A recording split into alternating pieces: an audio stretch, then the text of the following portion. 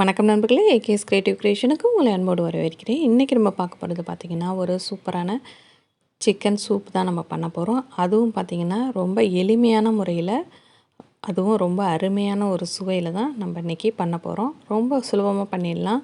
எனக்கு சமையலே செய்ய தெரியாது அப்படின்னு சொல்கிறவங்க கூட இந்த சூப்பை வந்து ரொம்ப எளிமையான முறையில் ரொம்ப அருமையான சுவையிலையும் பண்ணிடலாம். வாங்க இப்போ வீடியோவுக்கு போயிடலாம்.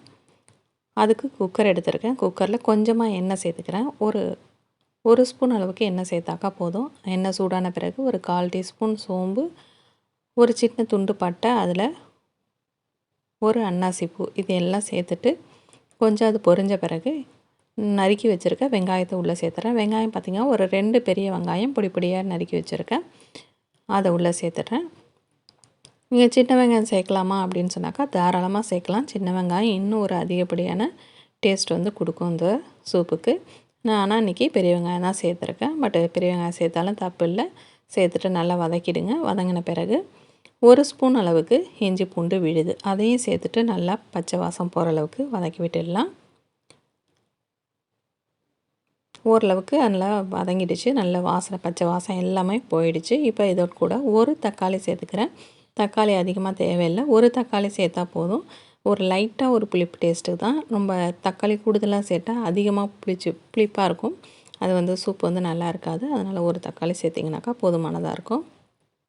இப்போ நம்ம கழுவி சுத்தம் பண்ணி எடுத்து வச்சுருக்க சிக்கனை வந்து சேர்த்துடலாம். ஒரு 1/2 kg நான் இன்றைக்கி சேர்த்துருக்கேன். இப்போ சிக்கன் எல்லாத்தையும் நல்லா சேர்த்துட்டு இதை வந்து நல்லா கொஞ்சம் வதக்கி விட்டுடலாம். ஒரு நிமிஷம் இதை வந்து நல்லா அந்த சூட்லேயே வந்து வதக்கி விட்டாக்கா போதுமானதாக இருக்கும். அதுக்கு முன்னாடி நம்ம சேனல் நீங்கள் இது வரைக்கும் சப்ஸ்கிரைப் பண்ணலன்னா கீழே இருக்கக்கூடிய ரெட் கலர் சப்ஸ்கிரைப் பட்டன் அமைக்கி சப்ஸ்கிரைப் பண்ணுங்கள். கூடவே பக்கத்தில் ஒரு பெல் சிம்பிள் வரும், அதையும் ப்ரெஸ் பண்ணிவிடுங்க. அதில் ஆளுங்கிற ஆப்ஷன் செலக்ட் பண்ணுங்கள். அப்போ தான் நம்ம சேனலில் எந்த வீடியோ போட்டாலும் உங்கள் மொபைலுக்கு நோட்டிஃபிகேஷன் உடனே வரும். இப்போ பார்த்திங்கன்னா இதோட 1/4 டீஸ்பூன் அளவுக்கு மஞ்சள் தூள், 1/2 டீஸ்பூன் அளவுக்கு மிளகாத்தூள், அதே 1/2 டீஸ்பூன் அளவுக்கு மல்லித்தூள் சேர்த்துட்டு தேவையான அளவுக்கு உப்பையும் சேர்த்துடலாம். சேர்த்துட்டு இப்போ இதை நல்லா ஒரு சேர நல்லா கலந்து விட்டுடுங்க.